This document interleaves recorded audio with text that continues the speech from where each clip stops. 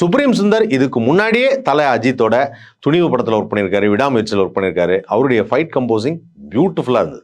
ரொம்ப அழகாக இருந்தது. பார்க்கறதுக்கே அவ்வளோ நல்லா அற்புதமாக பண்ணியிருந்தார் அப்படின்னு தான் சொல்லணும் சுப்ரீம் சுந்தர். அண்ட் இந்த படத்தில் வந்து ஜெயிலுக்குள்ளேருந்து வெளியில் வர ஷாட், நான் வந்து ஒரு சூப்பர் ஸ்டாரோட மிகப்பெரிய டைஹார்ட் ஃபேன். இந்த ஜெயிலுக்குள்ளேருந்து வெளில வர ஷாட் வந்து டக்குன்னு எனக்கு ஸ்ட்ரைக் ஆனது என்னன்னா, கபாலி படத்தில் சூப்பர் ஸ்டார் வந்து அந்த ஜெயிலேருந்து வெளியில் வரும்போது ஒரு ப்ளூ கோட் போட்டு ஒரு வேஸ்ட் கோட் போட்டு அப்படி வெளியில் வந்த உடனே அந்த கோட்டை எடுத்து இப்படி விட்டுட்டு, நான் எப்படி இருக்கேன், நல்லா இருக்கேன்ல அப்படின்னு. அதே மாதிரி அங்கே ஜான் விஜய் இருந்தார், இங்கே சுனில் இருக்கார். சுனில் வந்து பார்த்தீங்கன்னா ஒரு நகைச்சுவை நாயகனாக அறிமுகமாக இருந்தாலும் தெலுங்கு சினிமாவில், அதுக்கப்புறம் வந்து புஷ்பாங்கிற படத்தில் ஒரு வில்லனாக நடிச்சதுக்கப்புறம் ஏகப்பட்ட கதாபாத்திரங்கள் சுனிலுக்கு. நிறைய டிஃப்ரெண்ட் கெட்டப், டிஃப்ரெண்ட் கேரக்டர்ஸ். வில்லனாக வராரா, நகைச்சுவை வில்லனாக வராரா, இல்லை நகைச்சுவையாளராக வராரா, ஆனால் எல்லாமே டிஃப்ரெண்டான கெட்டப். அது மாதிரி இதில் சுனில் வந்து ஒரு ரைட் ஹேண்டா, நம்ம தலை அஜித்துக்கு ஒரு ரைட் ஹேண்டா வராரு.